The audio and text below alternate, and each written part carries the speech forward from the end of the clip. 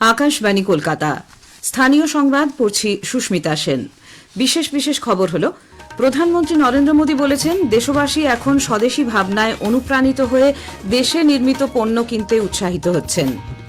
আকাশবাণীতে প্রধানমন্ত্রীর মন কি বাতের ১২৯তম পর্বে তিনি বলেন, গোটা বিশ্ব বিপুল প্রত্যাশা নিয়ে ভারতের দিকে তাকিয়ে আছে। এই প্রত্যাশার মূলে রয়েছে দেশের যুবশক্তি। প্রধানমন্ত্রী দেশবাসীকে চিকিৎসকের পরামর্শ ছাড়া অ্যান্টিবায়োটিক ব্যবহার করতে নিষেধ করেছেন। ভোটার তালিকার এসআইআর প্রক্রিয়ার শুনানি পর্বের অগ্রগতি পর্যালোচনা করতে আগামী মঙ্গলবার নির্বাচন কমিশনের এক প্রতিনিধি দল রাজ্যে আসছে।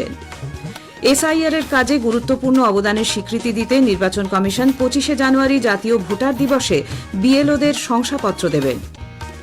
বিহারের শিমুলতলায় একটি মালগাড়ির বগি লাইনচ্যুত হওয়ায় হাওড়া ও শিয়ালদা থেকে বেশ কিছু ট্রেন বাতিল ও কিছু ট্রেনের যাত্রাপথ ঘুরিয়ে দেওয়া হয়েছে। আসছি বিস্তারিত খবরে।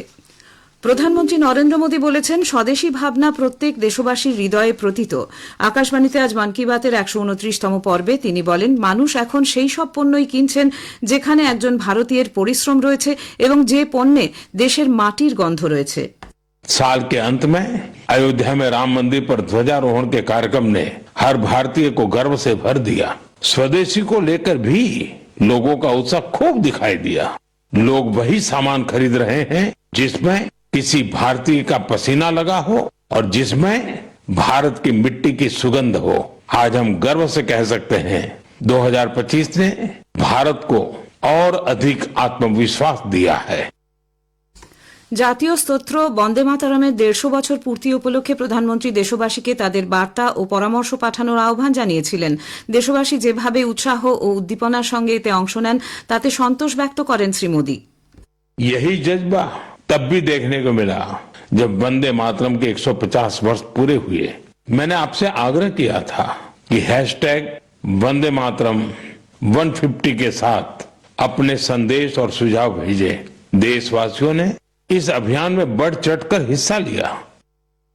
শ্রী মোদী বলেন, গোটা বিশ্ব বিপুল প্রত্যাশা নিয়ে ভারতের দিকে তাকিয়ে রয়েছে। এই প্রত্যাশার মূলে রয়েছে দেশের যুবশক্তি। এই প্রসঙ্গে তিনি বিকশিত ভারত ইয়ং লিডার্স ডায়ালগের কথা উল্লেখ করেন। আগামী জানুয়ারি মাসের ১২ তারিখ স্বামী বিবেকানন্দের জন্মজয়ন্তী উপলক্ষে জাতীয় যুব দিবস উদযাপিত হবে। ওই দিনই ইয়ং লিডার্স ডায়ালগের দ্বিতীয় পর্বের আয়োজন করা হচ্ছে। अगले महीने की 12 तारीख को स्वामी विवेकानंद जी की जयंती के अवसर पर राष्ट्रीय युवा दिवस मनाया जाएगा। इसी दिन यंग लीडर्स डायलॉग का भी आयोजन होगा और मैं भी इसमें जरूर शामिल होऊंगा। इसमें हमारे युवा इनोवेशन, फिटनेस, स्टार्टअप और एग्रीकल्चर जैसे महत्वपूर्ण विषयों पर अपने आइडियाज शेयर करेंगे। ভারতীয় সংস্কৃতির ঐতিহ্যকে পাথেয় করে নতুন ভাবনা ও উদ্ভাবনে যুব সমাজ যেভাবে কাজ করছে তা প্রশংসনীয় বলে মন্তব্য করেন শ্রী মোদী। প্রধানমন্ত্রী জানান, Indian council of medical research ICMR এর সাম্প্রতিক কয়েকটি রিপোর্টে দেখা গেছে, নিউমোনিয়া এবং ইউটিআই এর মতো সমস্যার ক্ষেত্রে অনেক সময় অ্যান্টিবায়োটিক কার্যকর হচ্ছে না। এর প্রধান কারণ হল মানুষ বিবেচনাহীনভাবে অ্যান্টিবায়োটিক খাচ্ছেন, যা অত্যন্ত উদ্বেগের বিষয়। एंटीबायोटिक ऐसी दवाएं नहीं है जिन्हें यूं ही ले लिया जाए। इनका इस्तेमाल डॉक्टर की सलाह से ही करना चाहिए कि बीमारियां और संक्रमण इन एंटीबायोटिक दवाओं पर भारी पड़ रहे हैं। मैं आप सभी से आग्रह करता हूं कि कृपया अपनी मनमर्जी से दवाओं का इस्तेमाल करने से बचें। एंटीबायोटिक दवाओं के मामले में तो इस बात का ध्यान रखना बहुत जरूरी है। আলিপুরদুয়ারে আজ প্রধানমন্ত্রীর মন কি বাত শোনেন সাংসদ মনোজ টিগ্গা। পরে সাংবাদিকদের কাছে তিনি বলেন, বিকশিত ভারত জি রামজি আইন দেশের উন্নয়নে এক গুরুত্বপূর্ণ পদক্ষেপ। এই আইনের ফলে জব কার্ডধারীরা আরও বেশি দিন কাজ পাবে। কেন্দ্র সরকার যে আগে মনরেগা দিয়েছিল সেটাকে বিকশিত ভারত জি রামজি করা হয়। আমরা দেখেছি এখানে কাজ না করে টাকা তুলে নেওয়া হতো আর দুর্নীতি হতো, সেগুলোকে বন্ধ করার একটা স্কোপ রয়েছে এখানে এবং এখানে মনিটরিং সুন্দরভাবে করা হবে। রাজ্য সরকার প্রস্তাব পাঠাবে কোথায় কাজ করতে হবে, কোথায় কাজ সেটা কেন্দ্র সরকার খতিয়ে দেখবে। এবারের স্পটলাইটে শুনবেন প্রধানমন্ত্রীর মন কি বাত নিয়ে বিশেষ অনুষ্ঠান। আমরা কথা বলেছি বিভিন্ন মানুষের সঙ্গে তাদের মতামত জানতে। আকাশবাণী কলকাতার সংবাদ বিভাগ প্রযোজিত অনুষ্ঠানটি শোনা যাবে আজ রাত ৮টা ৩০ সঞ্চয়িতা প্রচার তরঙ্গে। আকাশবাণী সংবাদ সোশ্যাল মিডিয়া প্ল্যাটফর্মেও এটি পাওয়া যাবে। স্থানীয় সংবাদ শুনছেন আকাশবাণী কলকাতা কেন্দ্র থেকে।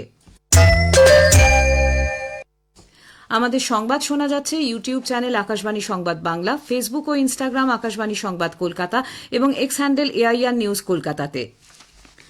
ভোটার তালিকার বিশেষ নিবিড় সংশোধন বা এসআইআর প্রক্রিয়ার শুনানি পর্বের অগ্রগতি পর্যালোচনা করতে নির্বাচন কমিশনের এক প্রতিনিধি দল আগামী মঙ্গলবার এ রাজ্যে আসছেন। দলে রয়েছেন senior deputy election commissioner Gyanesh Bharti, principal secretary SB Joshi, under secretary Abhinav Agarwal. প্রতিনিধি দলটি শুনানি পর্ব নিয়ে রাজ্যের মুখ্য নির্বাচনী আধিকারিক মনোজ কুমার আগরওয়ালের সঙ্গে বৈঠক করবেন। রাজ্যে এসআইআর প্রক্রিয়ায় গুরুত্বপূর্ণ অবদানের স্বীকৃতি স্বরূপ নির্বাচন কমিশন বুথ লেভেল অফিসার বা BLOদের শংসাপত্র দেবে। মুখ্য নির্বাচনী আধিকারিক মনোজ কুমার আগরওয়াল জানিয়েছেন, প্রত্যেক BLOকেই এসআইআর এর কাজের স্বীকৃতি স্বরূপ একটি শংসাপত্র দেওয়া হবে। এ বিষয়ে ইতোমধ্যেই EROদের নির্দেশ দেওয়া হয়েছে। আগামী 25শে জানুয়ারি জাতীয় ভোটার দিবসের অনুষ্ঠানে ওই শংসাপত্র প্রদান করা হবে। উত্তর 24 পরগনার গোপালনগর 1 নম্বর পঞ্চায়েতের নাতিডাঙ্গা এলাকায় 105 নম্বর বুথের ভোটার হিসেবে এসআইআর এর ফর্ম পূরণ করে জমা দেওয়ার পরেও একই গ্রামের 286 জনের কাছে শুনানির নোটিশ এসেছে। ঘটনাকে কেন্দ্র করে ক্ষুব্ধ গ্রামবাসীরা ওই দুর্ভোগের জন্য সংশ্লিষ্ট BLOকেই দায়ী করেছেন। ওই BLO আজ গ্রামে আসতে তাকে বসিয়ে রেখে বিক্ষোভ দেখান তারা। বিহারের শিমুলতলা স্টেশনের কাছে তেলিয়াবাজার এলাকায় সিমেন্ট বোঝাই মালগাড়ির বেশ কয়েকটি বগি লাইনচ্যুত হওয়ায় বেশ কিছু দূরপাল্লার ট্রেন বাতিল হয়েছে। কিছু লোকাল ট্রেন বিকল্প পথে ঘুরিয়ে দেওয়া হয়েছে। গতরাতে বিকট শব্দে লাইনচ্যুত হয়ে যোশীডি থেকে ঝাঝাগামী মালগাড়িটির কয়েকটি কামরা সেতুর উপর থেকে নদীতে পড়ে যায়। বাকি বগিগুলি পাশের লাইনে উল্টে পড়েছিল। যদিও এই দুর্ঘটনার জেরে কেউ হতাহত হননি। হাওড়া দেরাদুন এক্সপ্রেস, শিয়ালদা বালিয়া এবং মোকামা হাওড়া এক্সপ্রেস, যোশীডি মোকামা মেমু, কিউল যোশীডি মেমু, দেওঘর ঝাঝা মেমু সহ একাধিক ট্রেন বাতিল হয়েছে। টাটানগর বক্সার, হাওড়া নতুন দিল্লি রাজধানী, হাওড়া পাটনা বন্দে ভারত এক্সপ্রেস, কলকাতা গোরখপুর পূর্বাঞ্চল, যোশীডি পুনে সাপ্তাহিক এক্সপ্রেস ইত্যাদি ট্রেনের যাত্রাপথ বদল হয়েছে। হাওড়া নতুন দিল্লি আপ রাজধানী এক্সপ্রেসের সময়সূচি আজ বদলেছে। হাওড়া থেকে আজ ট্রেনটি ছাড়বে রাত 9:30 পশ্চিম মেদিনীপুরের খড়গপুরের বোগদা এলাকায় মদ্যপ যুবকের সঙ্গে বচসা ও হামলার জেরে তুলসী রাও ওরফে উদয় নামে এক সিভিক ভলান্টিয়ারের মৃত্যু হয়েছে। গত 16ই ডিসেম্বরের ওই ঘটনায় গুরুতর আহত অবস্থায় তাকে কটকের একটি হাসপাতালে স্থানান্তরিত করা হয়েছিল। গতকাল সেখানেই তার মৃত্যু হয়। আজ বিকেলে রাজ্য বিধানসভার বিরোধী দলনেতা শুভেন্দু অধিকারী উদয়ের বাড়িতে যান। অভিযুক্ত দোষীদের শাস্তির দাবিতে তিনি নিমপুরা থেকে খড়গপুর টাউন থানা পর্যন্ত প্রতিবাদ মিছিলে নেতৃত্ব দেন। 2025 সাল প্রায় শেষ পর্যায়ে। নতুন ভারত তৈরির ক্ষেত্রে সরকার এবছর যোগাযোগ ব্যবস্থায় বেশ কিছু গুরুত্বপূর্ণ পদক্ষেপ নিয়েছে। দেশের প্রত্যন্ত এলাকা জুড়েছে রেল যোগাযোগের মাধ্যমে। একটি প্রতিবেদন। 2025 সাল ভারতের উন্নয়ন যাত্রার এক গুরুত্বপূর্ণ অধ্যায়। রেল, সড়ক, বিমান, সামুদ্রিক এবং ডিজিটাল এই প্রতিটি পরিকাঠামোই দেশের প্রত্যেকটি নাগরিকের উচ্চাকাঙ্ক্ষাকে বাস্তবে রূপান্তরিত করেছে। প্রত্যন্ত সীমান্ত থেকে দেশের বৃহত্তম নগর পর্যন্ত যোগাযোগ আরো সুদৃঢ় হয়েছে। পূর্ব রেলের মুখ্য জনসংযোগ আধিকারিক দীপ্তিময় দত্ত আকাশবাণীকে জানিয়েছেন, দেশের উন্নতিতে ভারতীয় রেল এক গুরুত্বপূর্ণ ভূমিকা নিয়েছে। To become a developed country আমরা দুটো এরিয়াতে ফোকাস করেছি। একটা হচ্ছে প্যাসেঞ্জার সার্ভিসে, একটা হচ্ছে ফ্রেট সার্ভিসে। ফ্রেট সার্ভিসে আমাদের ডেডিকেটেড ফ্রেট করিডোর, তাতে 96% অপারেশনাল। আর আমরা প্যাসেঞ্জার সার্ভিসে প্যাসেঞ্জারদের comfort, safety as well as punctuality আমরা ধ্যান দিয়েছি। আমাদের লেটেস্ট এডিশন বন্দে ভারত, প্রায় major station to major station Vande Bharat চালু হয়ে গেছে। এরপর আমরা বন্দে ভারত স্লিপার ক্লাসের দিকে এগোচ্ছি। আদার দেন দিস, আমাদের যে রেলওয়ে সুরক্ষা প্রকল্প, তাতে প্রচুর পরিমাণ 1 লাখ কোটি টাকা ইনভেস্ট করা হচ্ছে, যাতে করে সেফটিতে কোনো ধরনের কম্প্রোমাইজ না করা হয়। কাশ্মীর নাহার, আকাশবাণী সংবাদ, কলকাতা। বিশিষ্ট সাংবাদিক প্রাবন্ধিক জ্যোতির্ময় দত্তের জীবনাবসান হয়েছে। বয়স হয়েছিল 89 বছর। দ্য স্টেটসম্যান দৈনিকে কর্মজীবন শুরু করে আজকাল সহ বিভিন্ন পত্রিকায় সাংবাদিকতা করেছেন। কলকাতা নামে এক পত্রিকা সম্পাদনাও করেন। জরুরি অবস্থায় কারারুদ্ধ হয়েছিলেন তিনি। পড়িয়েছেন আমেরিকার শিকাগো ও আইওয়া বিশ্ববিদ্যালয়। কবি হিসাবেও নিজের স্বকীয়তা দেখিয়েছেন। একসময় মণিমেখলা নামে পালতোলা নৌকোয় কলকাতা থেকে শ্রীলঙ্কা পর্যন্ত দুঃসাহসিক অভিযান চালিয়ে আলোড়ন তোলেন। আজ সকালে কলকাতায় তাঁর জীবনাবসান হয়। শেষ করার আগে স্থানীয় সংবাদের বিশেষ কিছু অংশ আরেকবার। প্রধানমন্ত্রী নরেন্দ্র মোদী বলেছেন, দেশবাসী এখন স্বদেশীয় ভাবনায় অনুপ্রাণিত হয়ে দেশে নির্মিত পণ্য কিনতে উৎসাহিত হচ্ছেন।